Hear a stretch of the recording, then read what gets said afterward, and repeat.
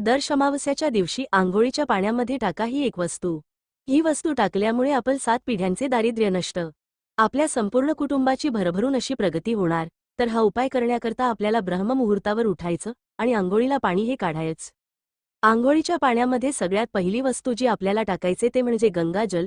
त्याचबरोबर चिमूटभर आपल्याला काळे तीळ टाकायचे, चिमूटभर हळद टाकायचे, चिमूटभर खडे मीठ टाकायचे. 1 चमचाभर आपल्याला गायस कच्चं दूध टाकायचं आहे आणि आपल्याला स्नानही करायचे. पण बऱ्याचदा लोक चुकीच्या पद्धतीने स्नान करतात, त्यामुळे सुद्धा त्यांना केलेल्या उपायास कोणतंही शुभफळ प्राप्त होत नाही. म्हणून आपल्याला 1 मग पाणी आपल्या उजव्या खांद्यावर टाकायचे, 1 मग पाणी डाव्या खांद्यावर टाकायचं आणि त्यानंतर आपल्याला संपूर्ण स्नान करायचे. स्नान करताना निरंतर आपल्याला गंगेचं, यमुनेचैव गोदावरी सरस्वती नर्मदे सिंधू कावेरी जलेस्मिन सन्निधिय कुरु या मंत्राचा जप हा करायचा जेव्हा आपण आंघोळीच्या पाण्यामध्ये या वस्तू टाकतात. त्याचबरोबर मंत्राचा जप करतो, त्यामुळे आपल्या तनाची आणि मनाची शुद्धी ही होत असते.